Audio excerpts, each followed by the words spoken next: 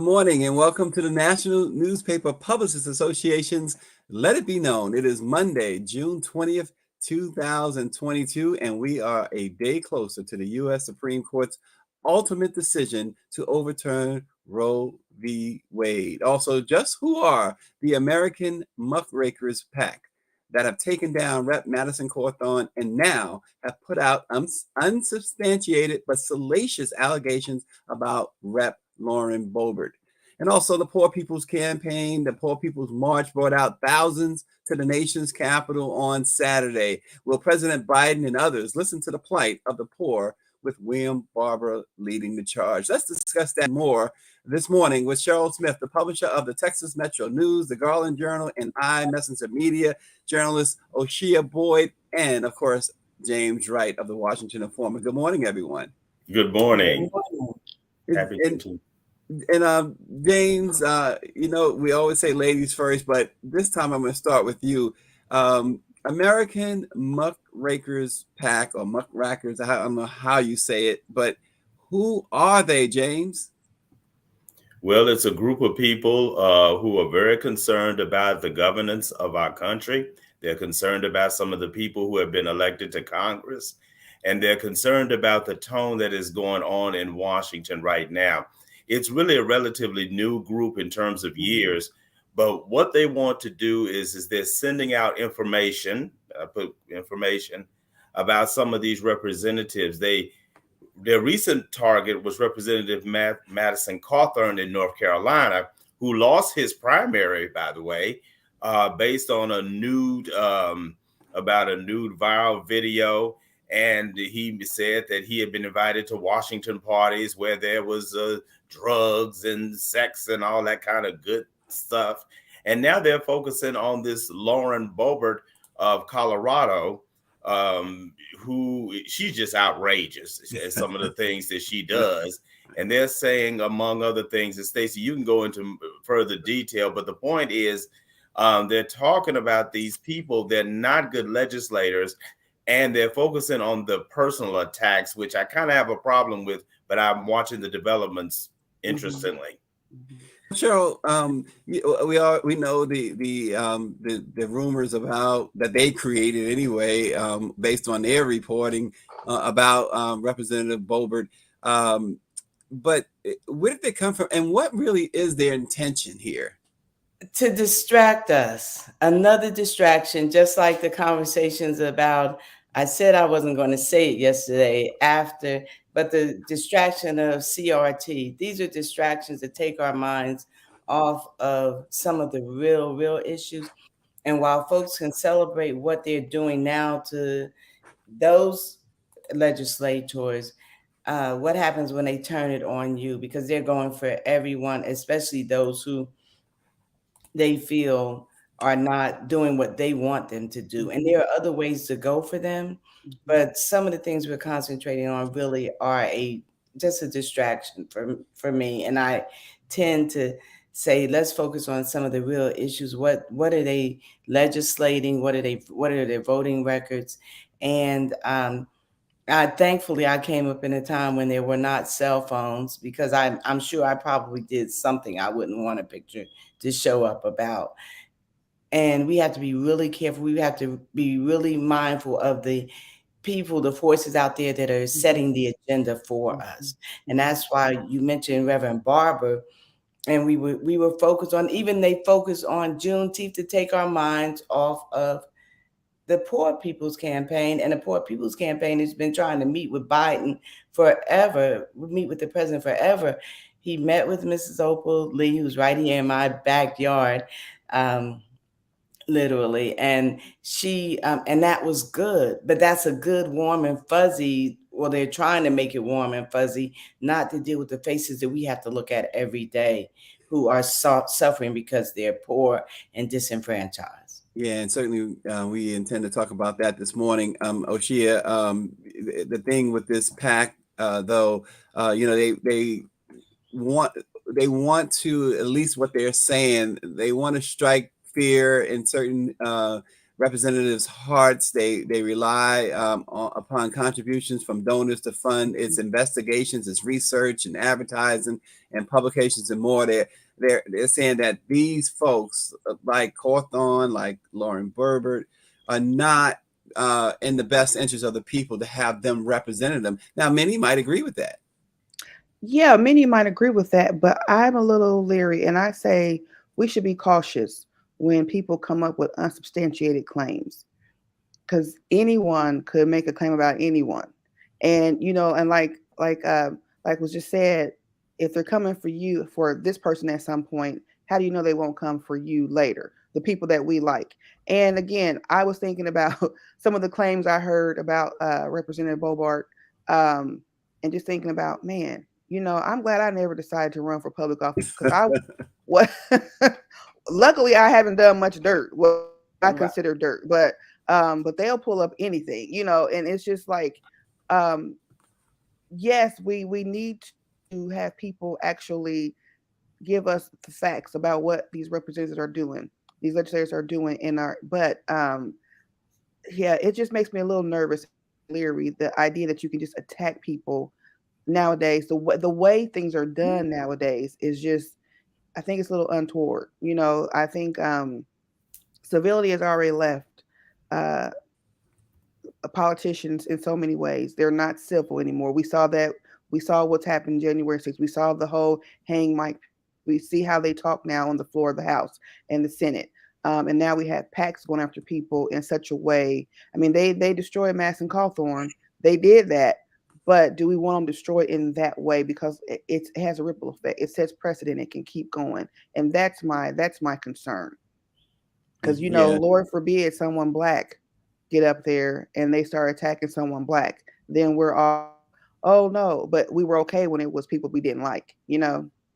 Well, we'd be okay if these things are factual. We don't know if they're factual or not. And also, they have and will continue. Look at the former president, Trump, how he attacked the Black women in Congress constantly.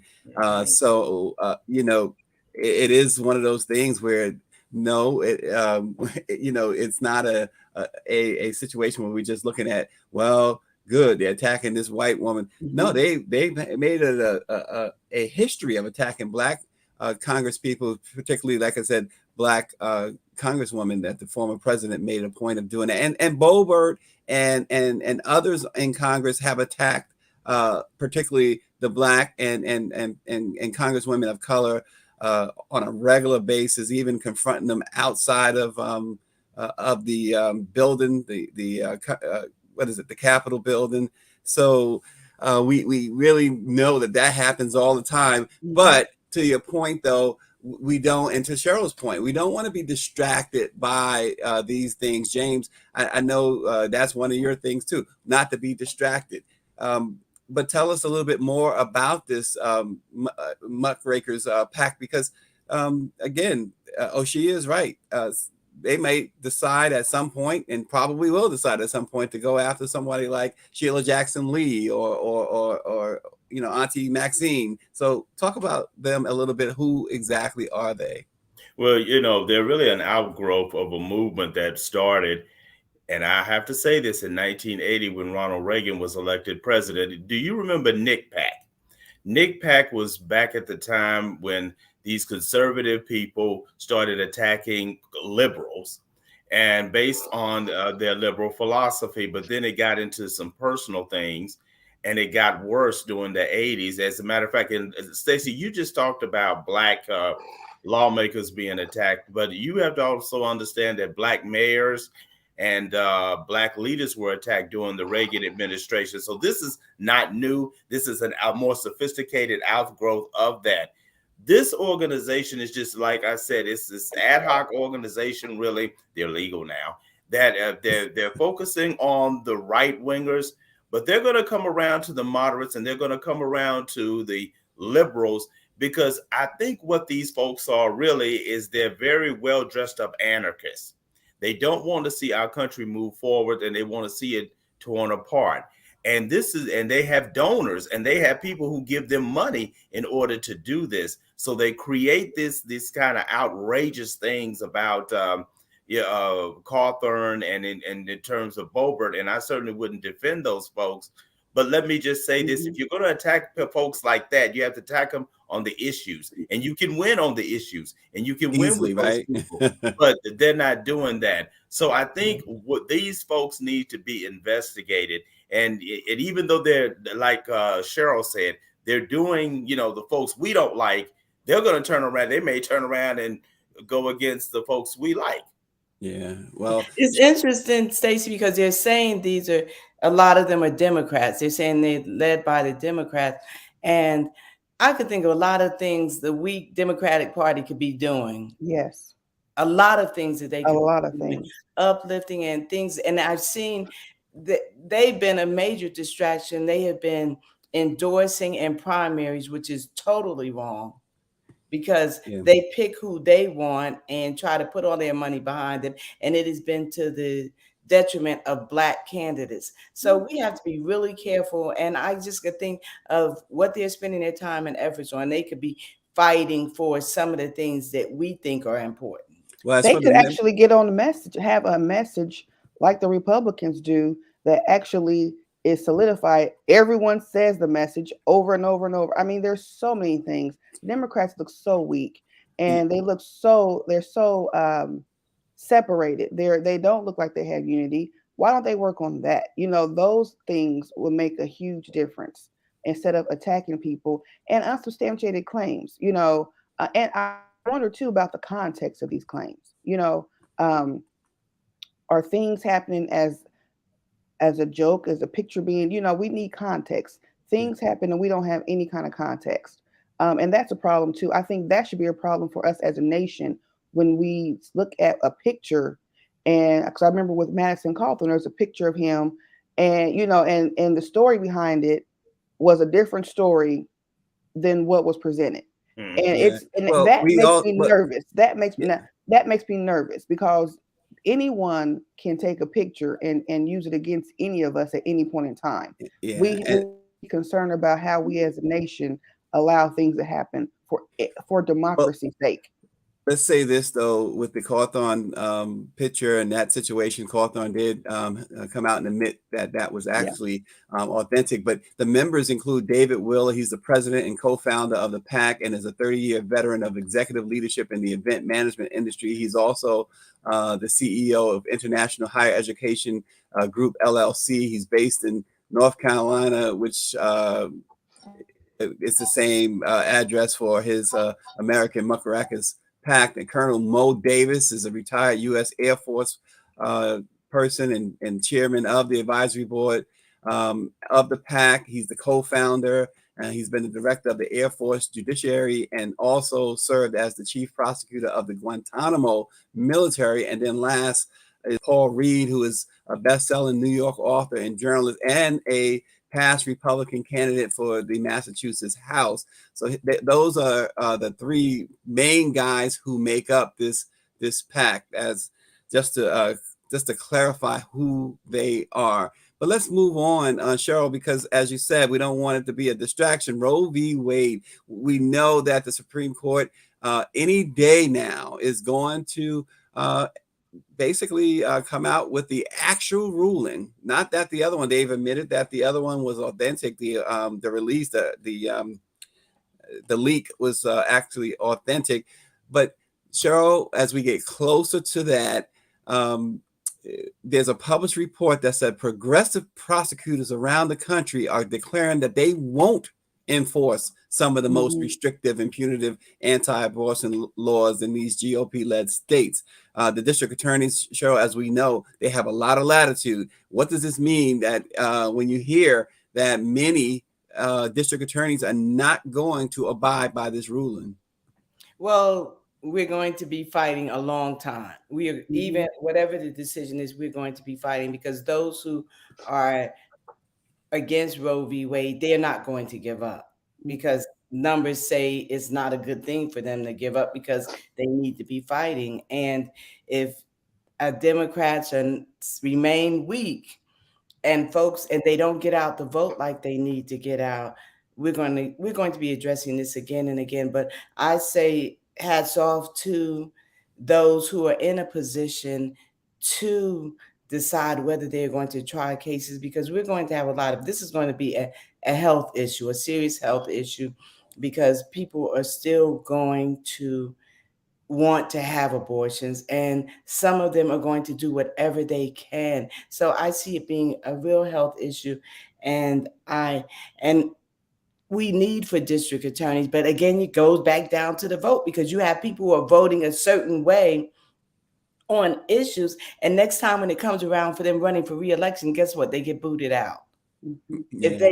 And so we clearly are in a constant war, a constant battle, and we need people to realize that, and realize that's why it's also important to vote local.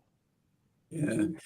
Well, and also, Oshia, we know too, we keep talking about Roe v. Wade and the pending opinion from the Supreme Court. However, what's continues, at least from our view, what continues to be lost are other rights that may be at stake here if this does fall. Can you talk a little bit about that, Oshia? Yeah, I think people are there are some people who are just focusing on Roe v. Wade, the end of Roe v. Wade. And we were kind of talking about this backstage before the show about people cutting off their nose to spite their face, and not realizing that so many laws are, I'm trying to say this in a nice way, not realizing that you're doing yourself harm. You're of your own interests. We don't know what's going to happen after this precedent is set. We do not know what laws are going to come after if this precedent is set. But personal rights, and that is one of the Republicans, we want our individual rights. We want the government staying out of our business. Yet you're inviting the government in your business in this area. And I've always been a little confused by that. And Roe v. Wade happened the year I was born. So my whole life has been this fight against Roe v. Wade, to overturn Roe v. Wade. I've always been confused by the people who say they don't want government in their lives. For government, it's okay in this instance because I don't like this. So again, we're talking about precedent. We're going back to the earlier conversation again. What happens when they come for the laws you do like? Mm-hmm. And I don't know that we don't tend to have that foresight in this country. Don't know why. Well, I do know why, because we only listen to we only pair what people are telling us. We don't really actually think and research and learn things for ourselves. So that makes me nervous. Again, there's a lot of things happening right now that's making me nervous about democracy. I never thought as a child, when I learned about government, that we would be in a situation that we are now. You know, history repeats itself because we don't learn from it, and we are not learning from it at all. And it isn't that long ago. It's like very recent history in the grand scheme of things. And we haven't learned lessons from 30 years ago. Like I said, I was born in 73. So we haven't learned lessons from 73. Right. And you know, James, this is going, we've seen the protests constantly since the leak draft of the opinion. And as has already been intimated, it's going to be a lot of protests, a lot of problems going forward here. What do you anticipate in DC? In DC, we're going to be one of those rebels. Women will be able to come to the district. Women will be able to get an abortion. They will be able to get an abortion safely, and they will be able to do it with a doctor. And DC is a pro-choice jurisdiction. That will not be an issue. What will be an issue is that how the district will handle this influx of people, particularly from Virginia, who come to our city to get abortions. We will help them. Of course, that's what we do. But we're just going to have to find out the financials and work that out. But women will be able to be serviced well in the District of Columbia. So we think, but what they're after doctors, you know, and challenge doctors and put doctors in jail, and doctors lose their licenses. So we think that they will still be able to do that. But if I have to choose between my livelihood, taking care of my family, or helping women have abortions, it's likely the doctor will say, I'm going to choose my family and my livelihood. And that's another concern. You know, that's another concern, because There are doctors who are ready, willing, and able in places where they can do it. But once you start being attacked to live, then that creates a whole nother set of issues that and another obstacle into getting an abortion. And that's what they're trying to do. Yeah, Well, and there are a so number of issues. Oh, go ahead. well, no, Cheryl. Before you say that, and just to go along with what Oshia is saying, so it's this idea that these Democratic prosecutors are not going to prosecute these crimes. But even with that, I think what I'm hearing from Oshia, in addition, even with that promise that they are not going to prosecute in these Democrat-led states and jurisdictions, the specter of it being illegal, the specter of you having, and this idea that you might get arrested as a doctor. It might just say, doctors might say, even if they have the best of intentions, I'm not touching that. That's a good point. And there are a number of other issues that surround this.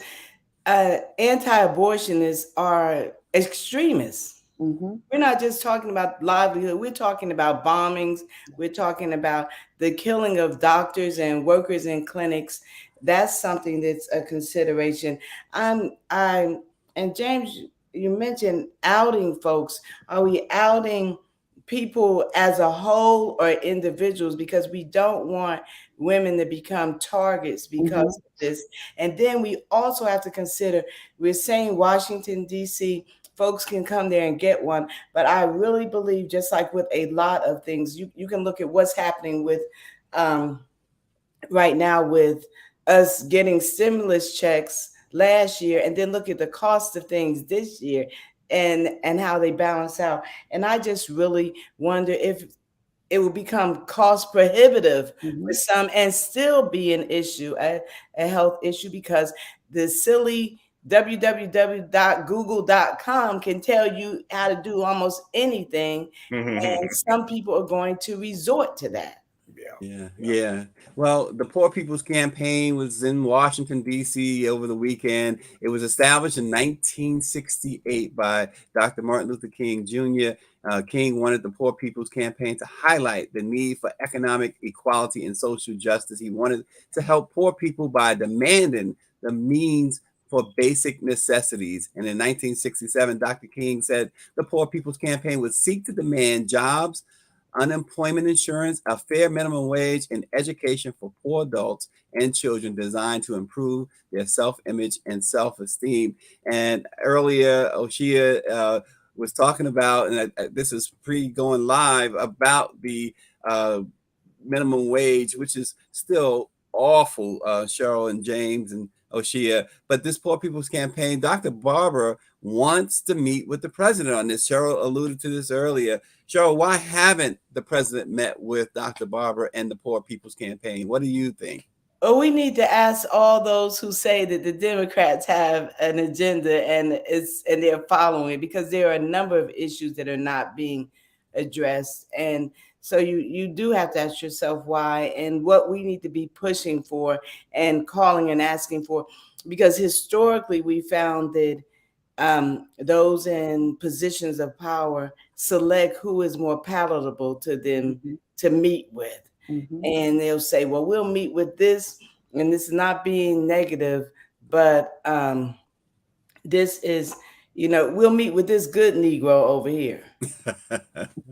But we won't meet with them over here. And so they divide and try to conquer us. And I love Reverend Zan Holmes, when there were only 2 African Americans in the Texas House, they said they would never stand together in a room on the House floor together. And they would actually be on opposite sides of the room, but addressing issues and taking sides. And we get distracted. And so, when you say why, that's a question that he can answer. And guess what?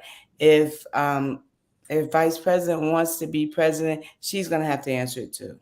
Yeah, this Poor People's Campaign, the issues that they brought out, they highlighted so many disparities, even from COVID to just being able to go to a job if they are able to get a job.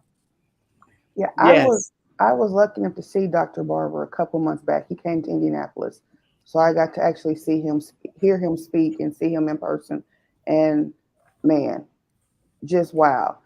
And the idea of what he's doing, it's so radical, but it's so not. You know, it's something Dr. King was trying to do way back in the 60s, and we're still here fighting for poor people. The idea, this country, and I've said this many times, this country has a serious disdain for poor people. We do not like poor people. We blame poor people for being poor. Yeah. We say that they're lazy, they don't want to work. No one wants to be poor. Right. Everyone wants to pretend that they have more money than they do, you know, because no one wants to be poor, because we don't like poor. Poor is your fault. It's not the obstacles in the way. It's not that the system is in place. If there's rich, there has to be poor. You know, you can't be rich if you don't have someone to say poor. So we really don't want, and the minimum wage $7.25. Who can live off that? You're working, you're busting your butt for $7.25 an hour. Who can live off that with inflation the way it is now, with gas the way it is now? Yes, that's less than a gallon of gas in some places, right? Yeah. So why doesn't President Biden want to meet with Dr. Barber? Is it because what he's asking for is just too radical? And you know, or maybe he thinks they don't vote. Maybe he thinks maybe because, you know, poor people are also, people are considered, people think they're stupid. Because you're poor, you must be stupid. We have all these stereotypes against poor people, that we don't think they're involved. You know, we just have all these negative things about poor people based off of money, which is so asinine to me. But again, it's a coalition of people of all races. It's not just, and that's why I think it's so powerful, and it could be so powerful. He's not just talking about Black, he's talking about everyone. If poor people align, wow, I mean, that could be something. And I just don't even know that we, again, cover your nose, spite your face, because you don't want to align with other people, and you don't want to think that you're poor, so you don't want to get behind this. You know, it's a lot of things happening here. So again, Cheryl, Oshia, James, will Black people be leaving the Democratic Party this upcoming presidential cycle, but the midterms? Will Black people now abandon the Democrats? It's not about abandoning some of them. And I think especially in Texas, where it seems like we have an election every other week, there's voter fatigue. That, you know, with the runoff election, and they're just staying home. This past weekend in the suburb, Duncanville, Texas, less than 2,000 people voted, and the African American who was running for mayor lost by less than 100 votes. Wow. And so I don't think they're going to leave. They're just not going to show up at the party, because guess what? They're not being invited. People are not talking about the issues that actually impact them. And just like even for the Poor People's Campaign, I know some people who have 6 and 7 figure incomes who are supporting that campaign. And just like people are ostracizing and staying away from Reverend Barber, they were doing that decades ago with Dr. King. But now we have this revisionist, reimagine what it was like, because if you listen to folks, everybody marched with Martin. Oh, yeah. But see, that you just stated the problem, as Greer points out in her note. That's a problem. So they staying home. They got to stay home during the midterms, Oshia and James. And if they do, is that inviting disaster? Oh, yes. Oh, yes. And we have to, you know, the Democratic Party has to figure out a way to get more Black people to the polls. But the problem is that they don't want to change the tactics in order to do that. They don't want to talk about what Reverend Barber is talking about. Yeah, they want to talk about things like civil rights and all that, and nothing wrong with that. Nothing wrong with that. But they really don't want to talk about what Oshie was talking about, poor people's issues. They don't want to talk about that. Well, James, Shia, they came out in record numbers. We're talking about African Americans, right? In 2020, and they handed the Democrats a major wins, right? From the presidency to the House to the Senate, they handed these major wins. So again, the issues, right? It comes down to the issues. They're not apparently from the seat of African Americans. That African Americans as a whole feel then the issues are not being addressed, and that is a major problem, isn't it? Yeah, we can see. You just go and look on Twitter, as if that's the pulse of America. But if you look on Twitter, you see people talking about Biden and Harris. What are they doing? What have they said they were going to do? And are they keeping that? Are they keeping their promises? And then just locally, I know we had our primary in May. So few people turned out. The board. It was a really low voter turnout, and that kind of always is that way in primaries. But like Cheryl said, you have to vote local. Local is where it starts. Local is what you need to pay attention to. Those people tend to move up, and through the different bodies of government. So, but again, I think we are. I don't know what people are going to do, but I just go by precedent and probably not come out in November, and then we'll sit here and cry come January. Paris Brown of the Baltimore Times writes in. She says people are not seeing change, and they feel that their vote doesn't count. It is a high lift to get people to vote. The Democrats need to get a handle on something that people can grab. There's going to be this week in New Orleans during the 195th anniversary celebration of the Black press at the conference. There's going to be a panel led by Barbara Onwine to getting out the vote and why African Americans in particular need to pay attention to that. So you can go still to NMPA-events.com to register and join us in New Orleans this week. You're talking, James?